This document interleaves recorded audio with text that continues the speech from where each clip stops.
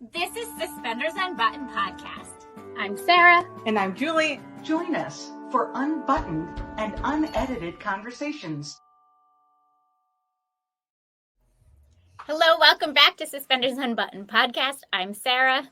And I'm Julie, and we're excited to welcome back Brigitte Kingsley and Andrew Cymek. Welcome back. Hey, everybody. Thanks for having us back. It's good to be back. Always fun. Yes, our annual Christmas podcast. Amazing.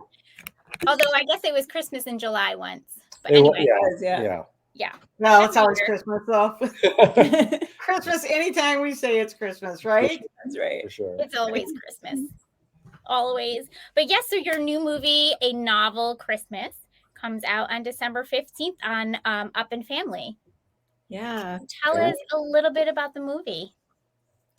Well, it's a movie that I wrote last year. And it's a sweet Christmas movie. It comes from definitely a place in my heart because it was a way that I could express some of the feelings that I had losing a parent. So it kind of deals with some heavier topics, but in a very beautiful, uplifting way. And so the character goes home after she's lost her mom, and she's, surrounded by her sister and her dad, and sort of finding herself. So I think it was a really fun project to do. We did it with some great friends and some good people. And what we with this project, we wanted to do something special. Every project we want to do special, but this one we had a lot more control over it, from the conception really to the finish. I wanted it to feel a lot of the scenes with the family. A lot of times when you're watching the movies in this genre, they're very clean, let's say, right? The family scenes are very organized, and I wanted to get that sense of Christmas energy when it comes to the chaos, right? Right. So it's all orchestrated chaos, but especially when Bridget's character comes home and you get the family all rushing and bumbling together. I really wanted to capture that. So in a lot of ways, it was like this one was. It was close to Brigitte's heart when she was writing it, and then in terms of how I was directing it, I was really going for a much more honest feel. Sometimes it's a glossy, but I didn't want to gloss over the real emotions that the characters are all feeling through this. And I think the actors did a great job, relaying that. So. Well, I think the chaos of the families around the holidays is actually part of the fun and the engagement that you get with each other. You're like, what are we doing now, right? So I think people will find that super relatable. Yeah, I think so. And a lot of times it is absent in these movies where it's like, there's a scene in the movie that it was in terms of the script format, they're getting ready to go to Chloe's bookstore signing. And then there was the moment, there's a moment between Elise and Jim's characters. And I kind of tried to piece it together where it's like, okay, so every time that my family was growing up, going out to anything would mean someone has lost their coat or their mittens. It's all like last minute. So how do you capture this and then also pause for this sentimental feeling and then keep going? So it's like scenes like that, like they're really fun to do, but also fun to create. So. I remember thinking that was very relatable. Shoes. For us, it's socks. Like, where are your socks? Somebody find socks. Yeah, for us, it was always, where's our hats? My mom was always make sure that our ears were covered in the cold. So it was like whenever we were leaving, it was like, where's your hat? Put your hat on. Where's your hat? Where's your mittens? Where's your coat? And then did we come back with all of them? That is actually was fun. Yeah, exactly. We don't have that hat and those gloves. I don't know where they are now. No, yes, that's very also relatable. Usually they're in the car somewhere, like buried somewhere. But anyway, okay, so tell us a little bit about Chloe, who is a writer, and she wrote Sally and the Christmas Angel. Did you actually write that little book as well? My computer keeps falling. Did you write the little book that Chloe was reading? Yeah. I actually had a lot of fun with this because I do love to write. Yeah. And it was over the holidays last year around this time, actually. And we had a little bit of downtime. And I was like, you know what? I'm just going to write the book that goes with this movie. And I started just playing around with it. And then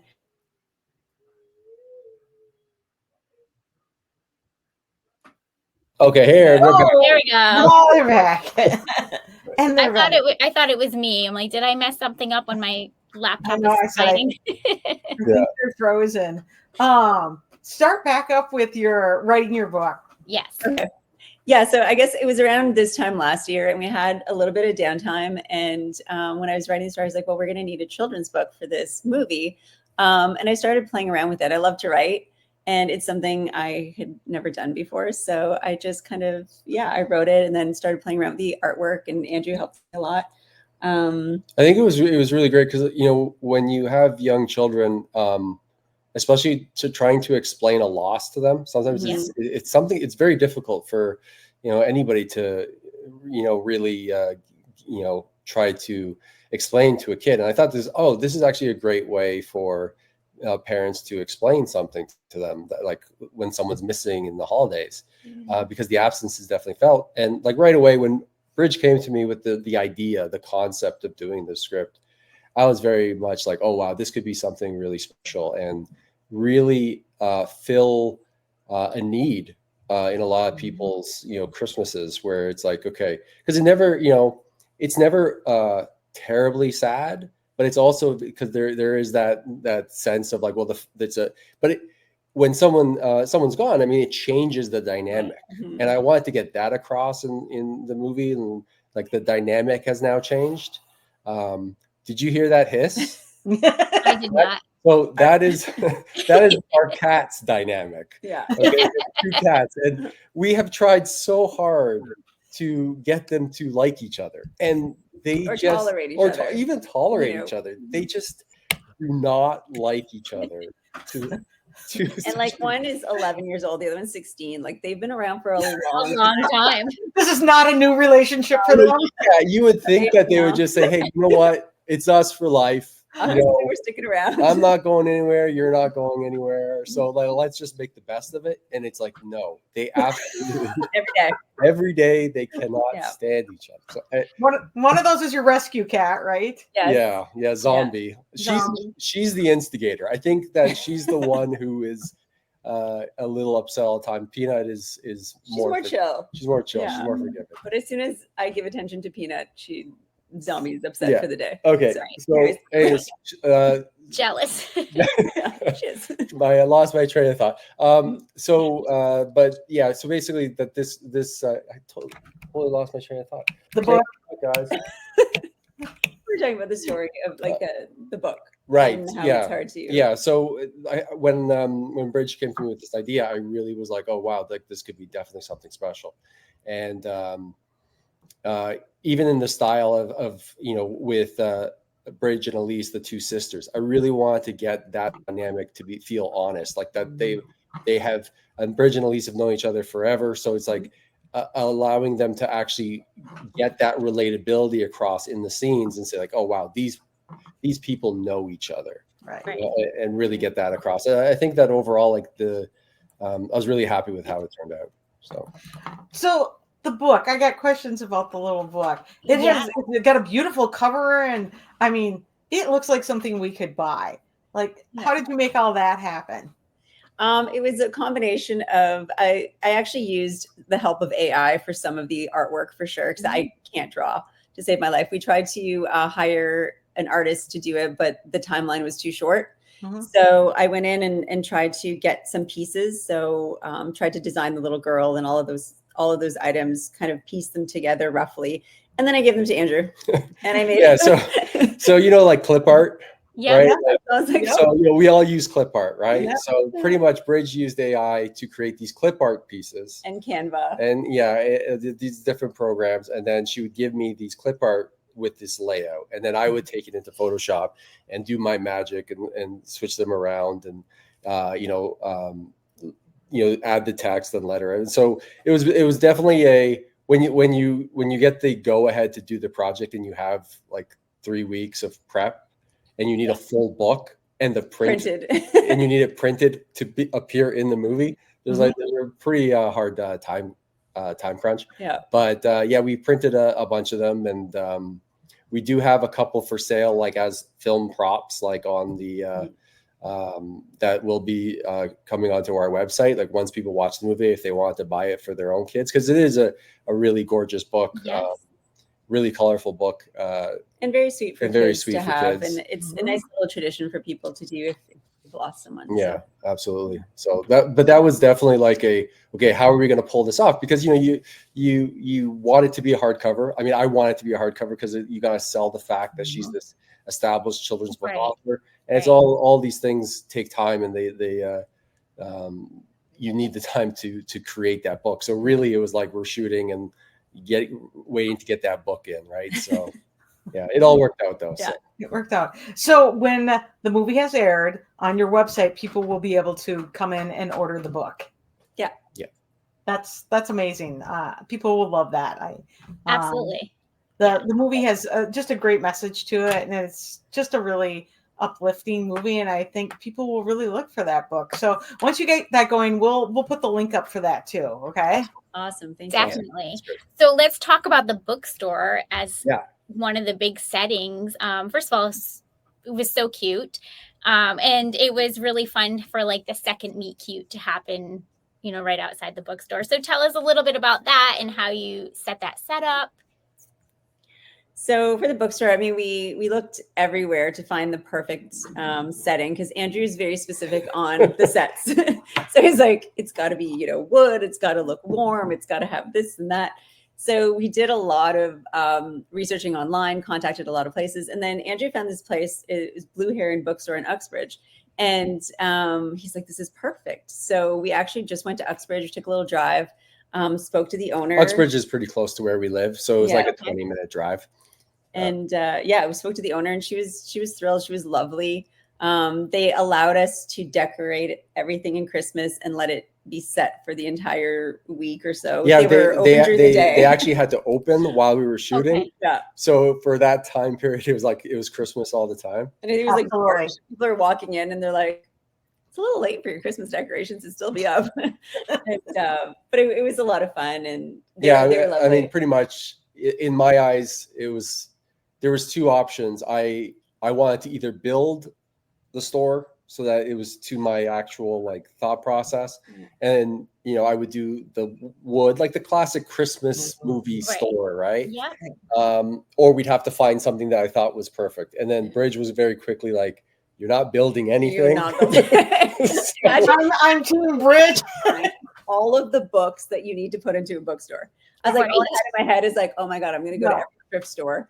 I'm going to have like a car full of books, and we're going to have to load these up. So I was like, no. But the thing that I didn't realize is when you write a book, like when you write a script, you put what you want. But then the reality of shooting in a bookstore is all of the rights, right? These are all authors.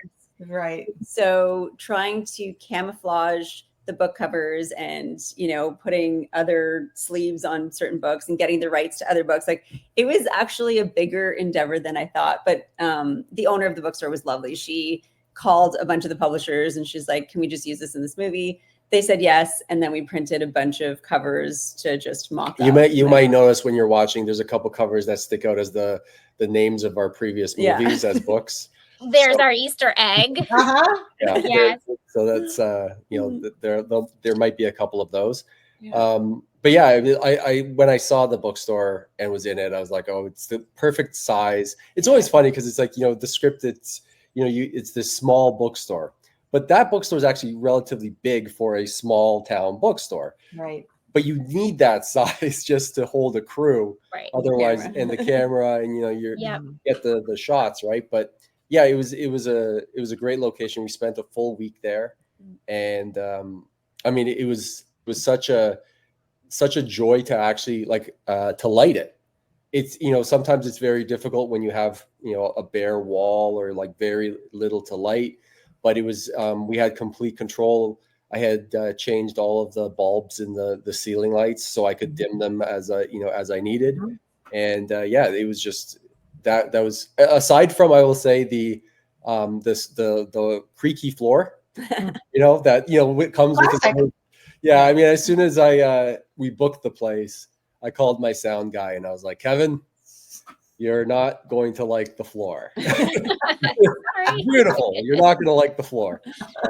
So that was a kind of like, trying to get mats down to try to cover it as much as possible. But yeah, it was a great place to shoot for sure.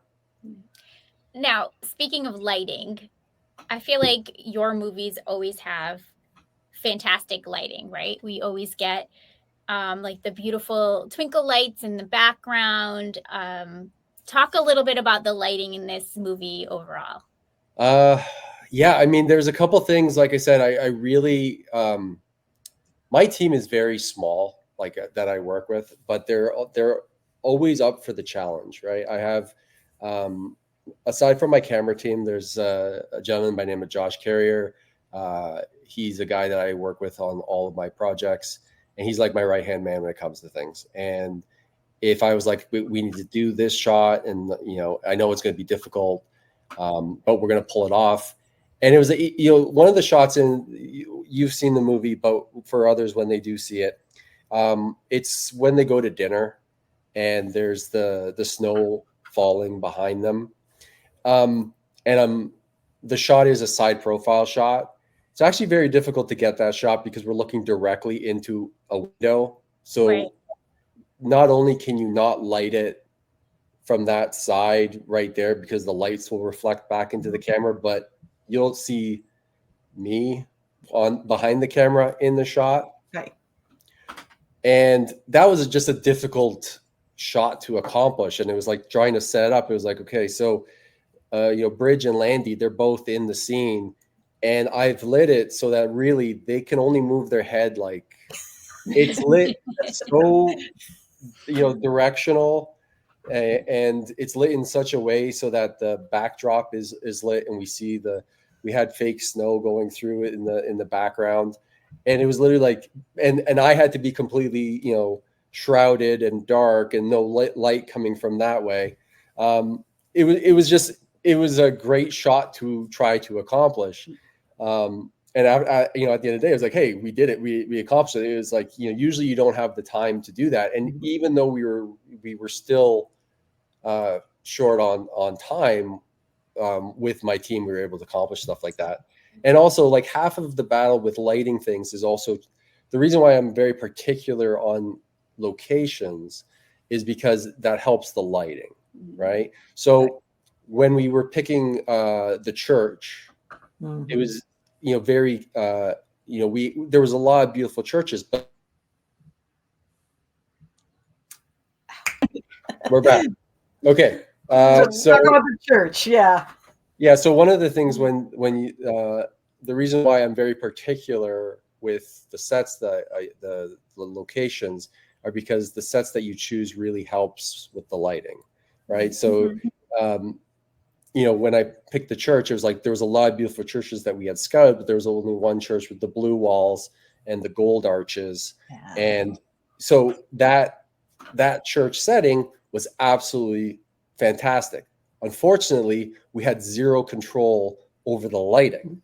And the church lighting was different color temperatures. So it was like you might have heard on different podcasts. So daylight temperature is rated 5600, which is more of a blue color. And, tungsten is at 3200, which is like, orange, right? So it had both blue and orange right beside each other, and it was offsetting. So half the problem of that was I had to really block off all of that light. So my team had spent all this time flagging off all the lights to prevent it from hitting the actors, and then I had to light the actors separately almost, right? So that was a challenge, but again, it was like, I think we accomplished making that, they go all out when they're trying to get the lighting. So there is a story. So we're in this beautiful church. It is beautiful. It's beautiful on screen. Beautiful church, right? And it is the middle of the night, right? And all of a sudden, like, Andrew's trying to get the shot and he wants this specific kind of lighting and whatever. And so we're not shooting until he gets it. And then all of a sudden, the alarm goes off. and there's something. Well, okay, so there's a platform where there looked to be a control system. Mm-hmm. And my right-hand man goes to, and it's high up. It's very high up, and like it's very, very high up. Second story. It's locked off, right? But it's climbable to get to it. And my guy, they start talking about getting, I just start saying, I look at it, I was like, you think you can get up there? And he's like, I could get up there. I'm like, I know you can. Okay, and the producer side of me is like, this is a terrible idea. I'm going to go to the basement. You guys can call when you're ready to shoot. I do not want to have anything to do with this. Next thing I know, I'm in the basement. The alarm's going off. It's the middle of the night. We have to somehow find the people in charge of this church to come by. I don't know how we had to. It was a lost cause, like regardless, and then Josh nothing worked. Stuck on the second floor. He wasn't stuck. We just needed to get a ladder. Which like, how are we going to get him out? We got the ladder. He got out. You see, you know what the thing is that sometimes, like, when you're aware of your limitations or not having limitations, like, so they were like, well, how is Josh going to get back down, right? Because it's very high up. I was like, I'll go on the ladder. I'll put my hand. He'll put his foot on my hand, and I'll slowly rest him down to the ladder, and he'll come down. Such a boy thing. I'm just gonna say, like the care person in me who spends their day following up on the traumas in the ER is the producer side of me is like, oh my god. It's hard to explain to someone who's never done stuff like this, right? Oh no, I can explain how that looks when that goes awry. It was very safe. We've done stuff like this before. There was no. I'm not one. Look, we're definitely the girl guy in the relationship. I am probably I'm a very straight arrow, right? Yeah, I do not like breaking the law. I drive within the lines. So me doing this, and it was all within my understanding of what I can do, and sometimes safety. I tend to be very. I was sometimes he'll do stuff, and I'm like, oh my god, I need to leave. If I'm chainsawing or cutting or pouring cement, or I'm pouring cement. I literally have my phone like this, and I got the 9 and the 1, and I just. Well, I've done that. You can't downplay that. I'm glad she cares about me, but you can't also explain that. Look, you don't have to worry. Although the pouring cement thing, that was kind of funny. That was very worrisome. We were pouring our foundation. We were building something, and the guy comes in, and me and my good friend Steve were there. And I don't know if you've ever had cement delivered, but it comes down in a giant tube. Yep. Right. So we have our foundations, our walls built, and the walls are 10, 12 feet high. It was stupid high for this build. It was I want to say 12 feet on one side and 8 feet on the other. And so the guy's got his remote control, and he's bringing in the cement mixer, right? So he's got it's coming in, and Steve and I are looking up at it, and we see the guy put on a hard hat, and he's all the way over there with the remote. I turn to Steve. I'm like, should we put on a hard hat too? He's all the way over there, and we're right here. And Steve just looks at me, he's like, you got a hard hat? I'm like, yes, I got a couple hard hats. So I was like, Bridge, get me some hard hats. So and the cement, it was a good thing we had hard hats because that was the thing. But at the end of the day, yes, we do have a difference of opinion on when it comes to safety things, but everyone was safe. And anyways, so that the lighting was great. It ended up being great. Did the alarm go off? Eventually, yes, we had to make some phone calls, and somebody eventually was able to shut the alarm off. This is always this is the predicament a lot of times on shooting films at late night, right? Mm-hmm. So you're stuck with this area where it's okay, so we either ask permission or forgiveness, right? You probably heard that, right? So it's let's just see what happens, and someone's bound. They were nice about it. They were nice about it, and it was fine. And then the what was the other? Again, the other issue, lighting the dance sequence. So that was really timing it, because I really had in my mind that vision of that blue all the way through, so that you can see through that. But again, the issue is like you're seeing reflections, right? Mhm. So a lot of that's shot on a low And the end, sun keeps going and down. the sun keeps going down. So you have to really be fast with that. But again, that was something like we planned that where it was like, okay, we really need to shoot at this period of time to get the transition of them to the nighttime place. So that was pretty cool. And then the other thing that the other really set that was fantastic was the family home. Yeah.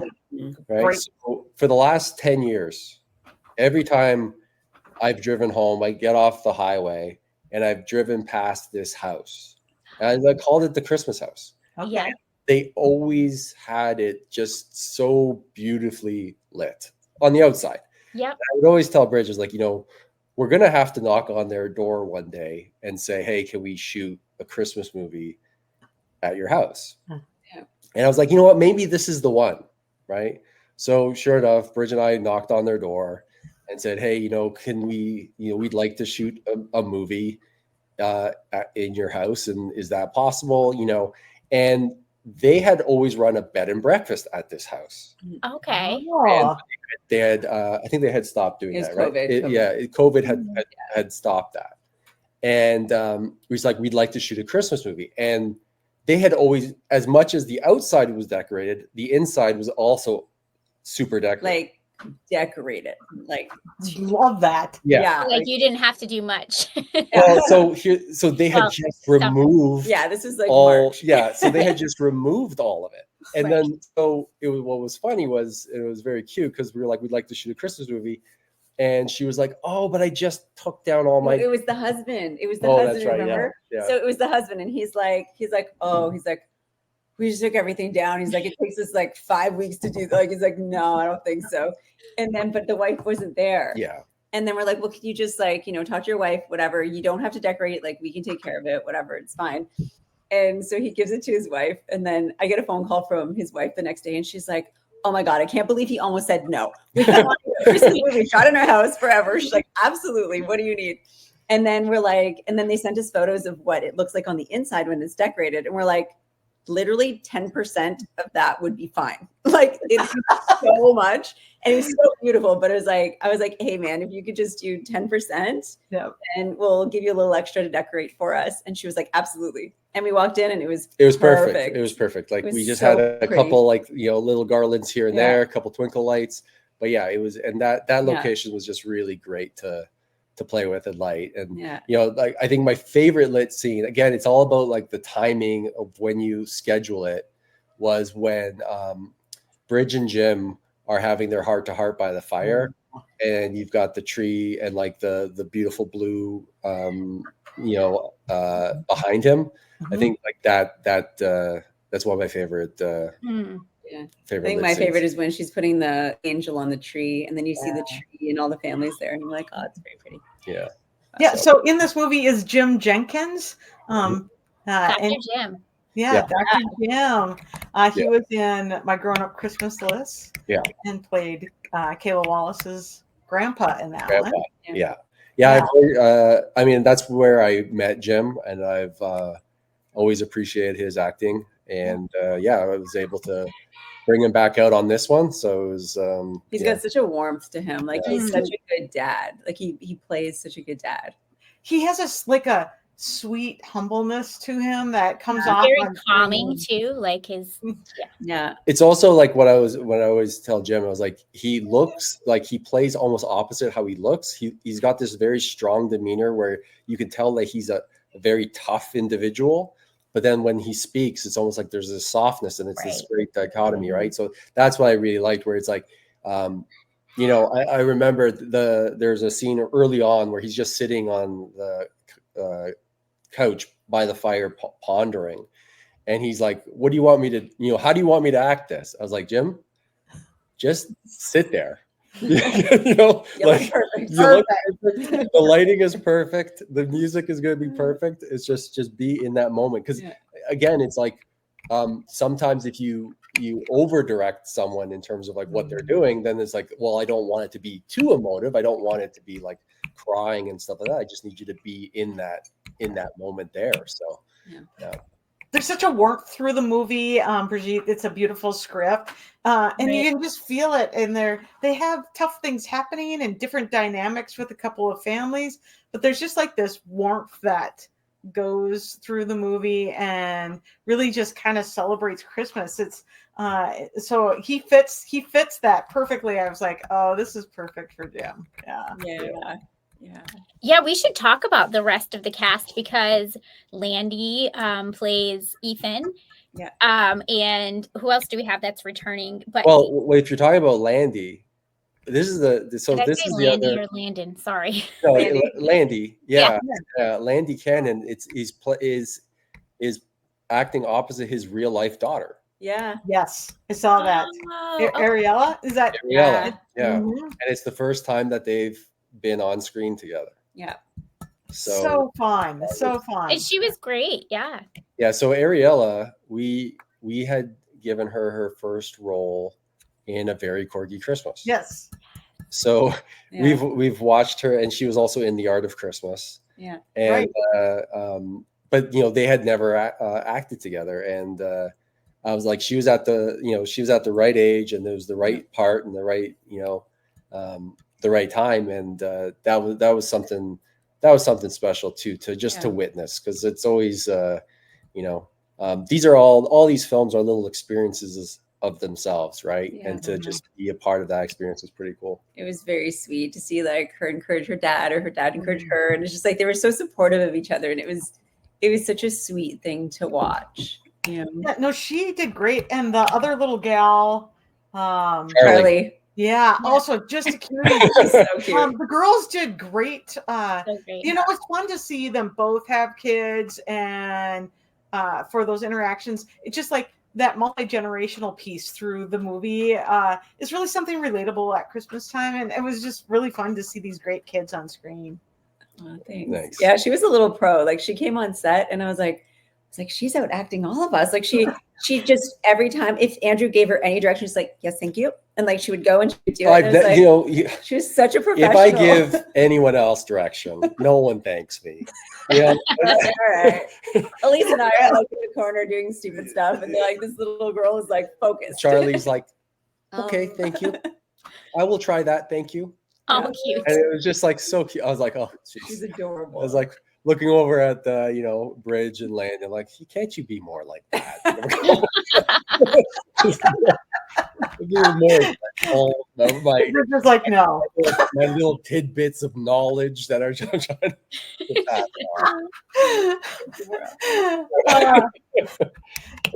So is it really because you're in such a tight timeline and you have such a small team working with you, bringing back all these people that you've worked with before, does it just make the whole project kind of run smoother? It makes it fun and smooth. Like with this one, like we said, we kind of went out on our own doing this one. Like we didn't have anybody to answer to. So we're like, you know what, let's just do something that we love with people that we love. So, a lot of our cast and our crew do become family. And on this one, we really wanted to do something that felt like family, and that was with our film family. Yeah, I mean, like aside from Charlie, I had worked with pretty much everybody on this, right? Even Valerie Boyle, who is amazing as Mrs. Jenkins. Mrs. Jenkins. I had done Unperfect Christmas with her. I had done A Deadly View, otherwise known as The Baby Stealer, with her as well. So, and she's always so great to work with. Jim, I've done my Grown Up Christmas List. Landy, I've done 12 movies with him. And Ariella, Elise, I've done a bunch of movies with her, and even John McLaren. Like, so when we were filling the roles, Elise's husband, the part wasn't very big, but I still wanted someone that I could really trust. And I was like, well, because sometimes when you're talking to actors, and it's like, well, they don't want to take a smaller part because it's like, But when I spoke to John, and he was like, I'll come out for you. And now I have an actor of a caliber that I know that I can play with. Because John's been in the lead. He was in the lead for Sappy Holiday, right? For us, right? Picture Perfect. Right. Picture Perfect Romance.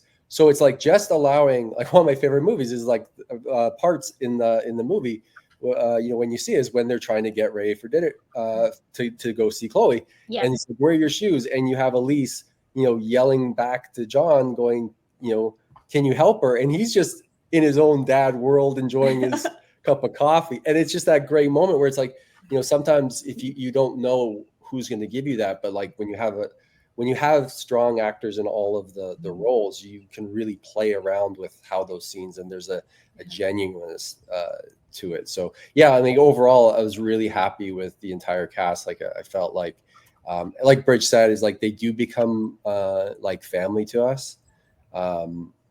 It doesn't necessarily make the shoot easier. It just makes it more familiar. So in a lot of ways, it's like, we always talk about how I've worked with Landy and Bridge as, actors quite a number of times.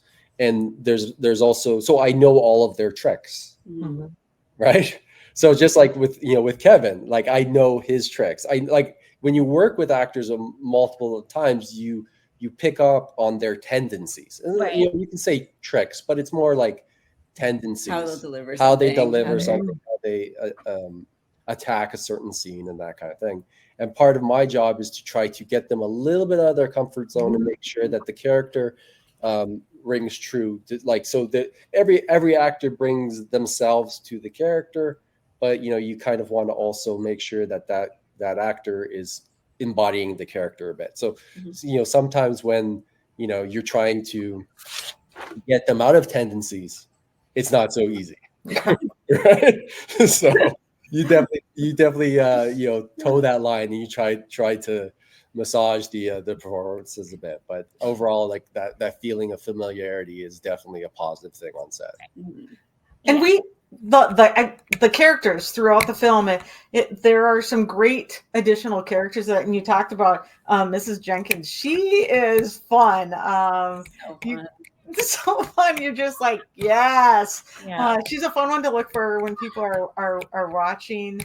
She does great delivering. She's such a bright light. Like anytime you have her on set, it's such a gift. Like she's just this big, wonderful presence. Like she brings a smile to everybody's face. I remember like the first time I met her, and I don't know if I should be saying this story, but she was on set. And wait, which story? Was it the first? Is it the one where the wardrobe where she's walking around? It's your call. Hey, I just thought it was so cute. I was like, it wasn't the first time we worked with her. It was the second time. And we're in this restaurant, and there's a lot of background. There's a lot of cast. There's a lot of crew. It's a big scene. And then I walked upstairs and I was like, and Val walks out and she's wearing her top and she's wearing her nylons and nothing else. I was like, hell, like, where are your pants? And she's like, honey, with legs like this, you don't need pants. She's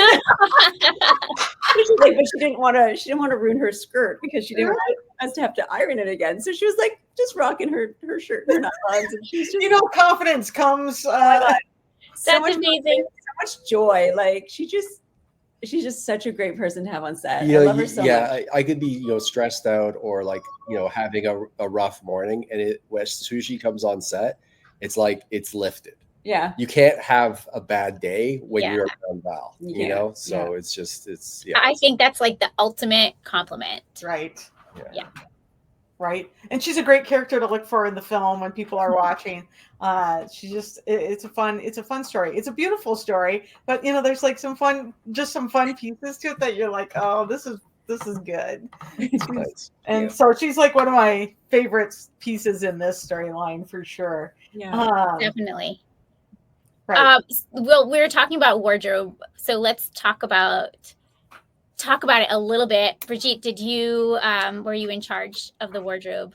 Yeah, I definitely like to do the wardrobe on our movies, so that's something that I take on usually, and I had a lot of fun doing it. Yeah. Well, shout out to the red dress. Thanks. Oh, that red dress is actually more Andrew, I have to say. Oh, winner, well done. Andrew. So there's a story behind that red dress. Let's hear it. Sure. Is that the one that we had to wear? Yeah. So it was prom time. It was prom. Well, it was the time when everybody's shopping for their prom dresses. Yes. Every girl in the world is in these 4 stores in our area. Yeah. And so I go with Bridge to make sure that we have like a bunch of dresses. We know that this is one of the dresses that we have our eye on. So she's going to try it on. And I am not joking. The amount of time that I stayed in line. There's all moms with like their daughters, right? And it's the most they're done that day of their high school It's so life. special. So it's so cute. And they're all taking like an hour because they're all taking photos too. They're doing their Instagram stuff. They're doing all of it.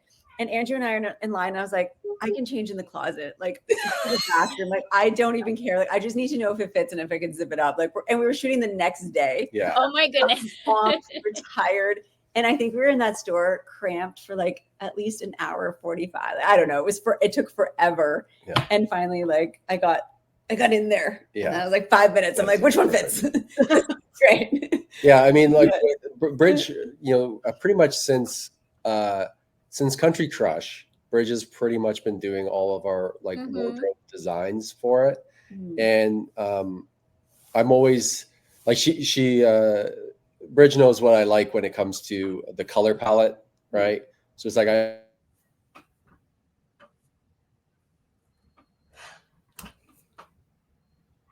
they're frozen. They'll come back. They'll come back. We're just going to edit the first one out. The rest will just be cute. They'll come back.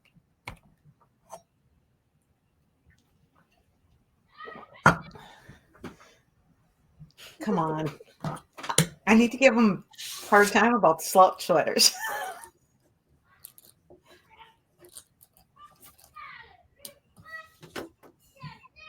I can hear your voice now.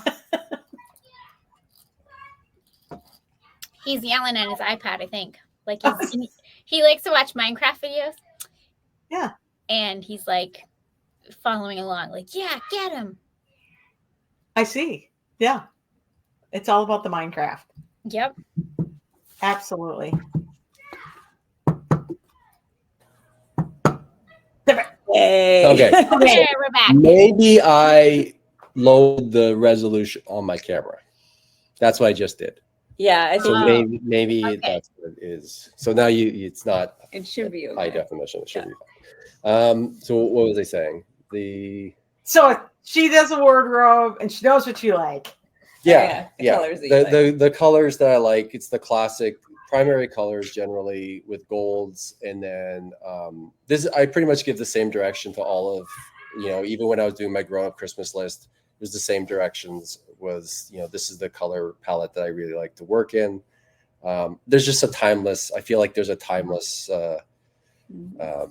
feeling to it, and it started with Country Crush, where it was like definitely the blues, the reds, and the deep greens. Like everything should be deep, and then I mean we've accumulated so much wardrobe that it's now we give it to his sister, and we get her to sell it on Marketplace because we're like, we can't anymore. So much stuff. all Christmas, and we don't want to reuse the sweaters. or you give it to Sarah.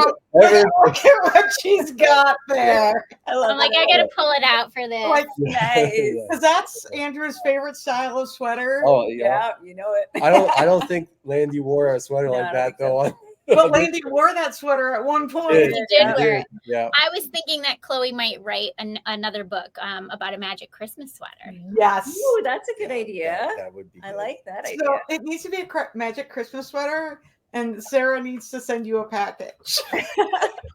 It's waiting for you whenever you need it. I love it. I know exactly where it is, and Andrew's like, I do not want it back. Someday it's getting back to you. It's going in a movie for sure. Yeah. Like It's just even if it's like hanging on a wall. all I know is we need to come. We need to be sipping, coffee or wine in the background, and Sarah just needs to be wearing the sweater. It's really slouchy on me though. Yeah. Yeah. It's comfy. It's a great sweater. Slouchy. We could be sipping hot cocoa someplace. We're just in the back. It's just back there. 100%. Exactly. If you guys want to come be in the movie, the next movie we're shooting, by all means, come on down. Okay. Let us know. Let us know. We'll be there. Okay. We'll be there. We were really close to being near you. Yeah. Yeah. But not quite. We couldn't Yeah. get We're it busy in together. our real lives. Did you guys get a lot of snow like recently? We just got our first snow maybe a day ago. Not Okay. much. Yeah. Yeah. How It about was you? Buffalo got so much. Yeah, no, Yeah. watching the football That game. game. Oh, they got pelted. So before that, we got a little bit here as it goes across the country, but we didn't get very much at all. So. Yeah, same with us. No, it was like gone by the afternoon. Yeah. Okay. Yeah. But Buffalo, they were like feet into it. Yeah. Yeah, no, we didn't get that at all. Well, I'm excited for the movie. Should we play our favorites game before we finish up? Yeah, Sure. let's play our favorites game because it's been a while. Yeah. Favorite holiday movie? Oh, I mean, it's a wonderful. Not yours. Can't be yours. It's a Wonderful Life. I always love. Yeah. So like the movies change, but I'll say One Magic Christmas for me. Okay. Oh, the movies always change for me, but Yeah. favorite holiday song? What's your favorite holiday song? I'm gonna say Killers. The sleigh, the big red sleigh. Is that what it's called? Yeah, I think it's Big Red Sleigh, and then for me, it's The Killers. Joseph, Better You Than Me. We're really into the Killers right now. We're into the Killers. Yeah. So anything off that? Yeah. What about holiday food? Oh, his grandmother's crepes. They're like mushroom crepes that we learned how to make. They're so good. Sounds We delicious. only get it like really on Christmas Eve. So yeah, you know what's funny when it comes to food? Like, I know my mom who's watching this is probably going to be like, I can't believe you said it, but Christmas is not my favorite when it comes to holiday food. I don't know. It's like it's the fish. You don't like the fish. Yeah, I mean, maybe it's because a Polish family we usually have to eat fish on Christmas Eve. Yeah. And I just don't like fish. And but you like the crepes. I do like the crepes, but like we're talking about favorites here. I'm like, okay, so what's your favorite holiday food in general that's not Christmas? No, you know what? I do like a really good coffee with some like peppermint mocha. Okay. That, to me, that feels like Christmas. So we'll go. Like Christmas. Yeah. That works. Okay. I know I'm very particular, but I should have just said crepes. It was like it would have been fine. Yeah, I did not grow up with the fish tradition, but could have. Thank goodness. Well, my dad was a I steak did guy. the Italian five fishes or whatever it's called. Oh, you do? Yeah. The five Oh, fishes, yeah, which I never liked growing up. So Yeah, really there we all are. Yeah. My dad would grill steaks on Christmas Eve, so I don't know what you guys are eating, but that's how that goes. All right, and then your favorite holiday tradition? Well, if we're talking about like over the holidays, I think my favorite tradition is our New Year's Eve tradition. Bridge and I, how many years now? We've been together since 2001, so 23 years. So 23 years. I have. I was always like, even when I was in high school growing up, I never really enjoyed the idea of New Year's resolutions and the time where it's like, okay, well, now I'm going to be this. I was always like, just choose to be that now and work towards it. It is the idea of like, now I'm going to be better. And I was like, well, no, just be better. It's not going to all of a sudden change. And so we started this tradition where we would go on a walk together by ourselves and either to a park where we're away from everybody. And we would let the New Year pass without a hit. So without knowing when it actually was New Year's, and kind of let it dissolve into one another. And that's my favorite tradition, is just that walk. And especially we live in the country now. So when we go for the walk, it's just really the forest and the stars and the coyotes. And, it's very peaceful. And for me, that's probably my favorite tradition. Yeah, I have to agree with that. Yeah. Well, after I built it up like that, you have to agree with that. What choice do I have? But I have to admit, I do like having a New Year's resolution though. So I'll have like a whole list of New Year's resolutions. I'll put in my pocket, and then I'll just start it the next day after midnight. It feels really on brand for the two of you. It's very on brand. And I kind of love that. We're going to enjoy the moment, but then I'm going to make a list. I'm a list girl. I need the new year to be better. Messed up this year, gotta start fresh. Yeah. Always. I started picking like a word. Yeah. So like one year I did like, I'm going to make this year feel more joyful or something. So I was trying to make my choices around that word, but I don't know if it's worked, but it was a good idea. Do you have your word for this year? I have not thought about it yet. Okay, cool. No. It's early in December. No, a whole month. I'll think about that like New Year's Eve morning. That's fair. Right. I am forever a list maker, but I am Andrew when it comes to making resolutions for New Year's. I'm like, no.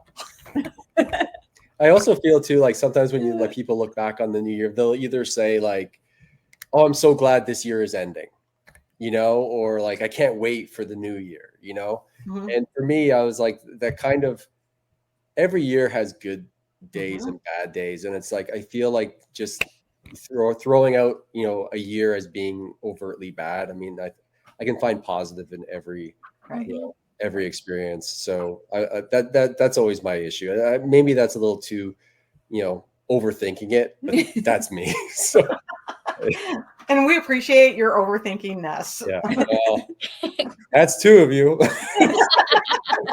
When it comes out in your film too, that you pay attention to all those details, you think all those things through.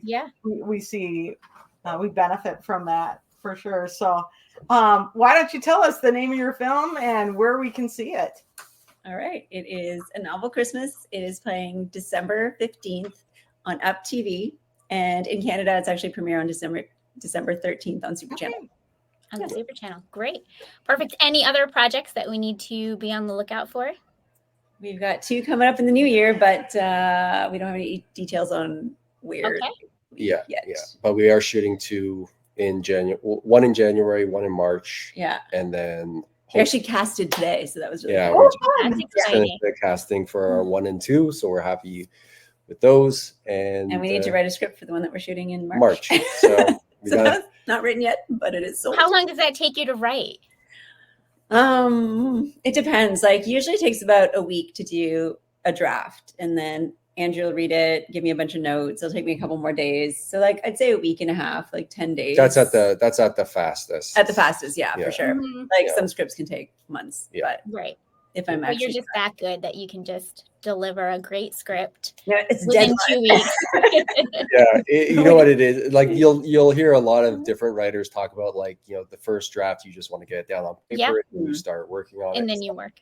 Yeah. But the thing with Bridge is that she really has a good idea of what she wants to write.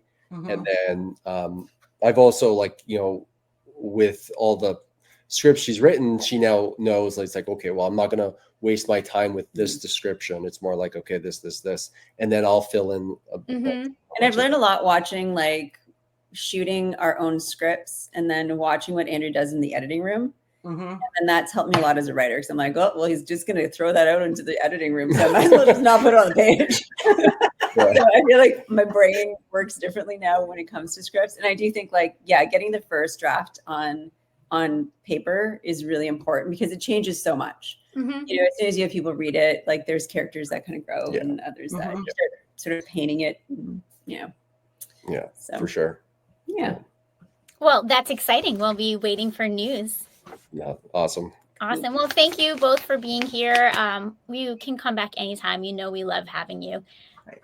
Thank you guys so much. It was awesome. Yeah, we love hanging out with you guys, and we hope to meet you guys in real life one day. That's the goal. Let's make it happen. Write that down on your list. Right. Give me number 1. I'm just gonna go with the flow on that. We're just gonna show up one day. We're gonna be like, "You're shooting, right?" Yeah. Hey, look who's here. Awesome. Well, thank you everybody for watching. Don't forget to subscribe to the YouTube channel. Thank you. Thanks, guys. Bye, everyone. Bye. Merry Christmas. Merry Christmas.